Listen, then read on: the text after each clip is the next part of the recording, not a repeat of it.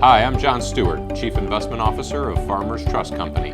This is the Investor's Edge. The Investor's Edge, Market Insights with John Stewart, is brought to you by Farmers Trust Company. Hi, I'm John Stewart. Welcome to the latest edition of the Investor's Edge. First up, the week in review. Fed on a tightrope as volatility reigns. Well, the Federal Reserve announced a much-anticipated 0.5% increase in its target Fed funds rate this week. It was widely anticipated by market participants, and the central bank also made plans to reduce its monster $9 trillion balance sheet at a rate of $47.5 billion a month, something they'll start doing next month. Now, markets initially rallied on this news, presumably on the fact that the Fed didn't announce anything more restrictive than the market was already expecting. In addition, the Fed chairman, Jerome Powell, took the possibility of a 3/4 point hike next month off the table. That was something the markets had thought that was a possibility, and the markets had been starting to price in. Now, the tech-heavy NASDAQ index jumped roughly 5% from its intraday lows to its closing high on Wednesday.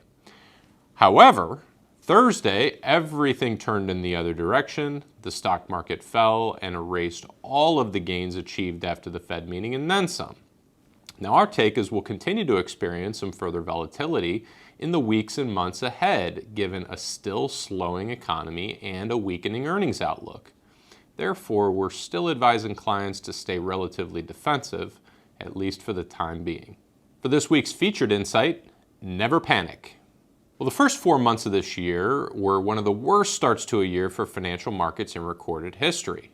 What's made this stretch particularly challenging for investors is that both stocks and bonds came under intense selling pressure as prices for most all financial assets moved lower.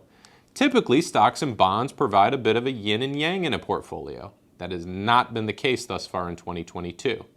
Do not panic. Investors tend to lose money when their emotions take hold and they sell their assets that are falling in price. This is almost never the right thing to do. In the long run, stocks have always trended higher over time. Yes, there are occasional bouts of volatility. Some even last for years. Nevertheless, you are rewarded as an investor for holding your assets. Selling into weakness eliminates your ability to take advantage of the long-term trend. Bonds actually have stated terms of interest and principal repayment. As long as they're held to maturity, and assuming the bond doesn't default, of course, you should never lose money on a bond.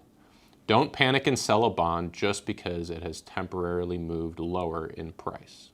Looking ahead, quiet period ahead. So with the Fed meeting out of the way and the bulk of first quarter earnings season behind us, the markets will have very little to key off of in the coming weeks. Sure, we'll still have some economic reports to sift through, like next week's monthly inflation reading. But nevertheless, the markets may become more vulnerable to geopolitical headlines as the war in Ukraine drags on.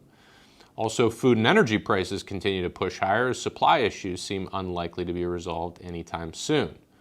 As those prices rise, the key risk becomes whether corporate earnings estimates will trend lower as consumer demand gets pinched and margins get squeezed by those cost pressures. At the end of the day, it's still earnings that will determine the direction of the stock market. Once again, I'm John Stewart. Thank you for watching The Investor's Edge. The Investor's Edge, Market Insights with John Stewart, is brought to you by Farmers Trust Company.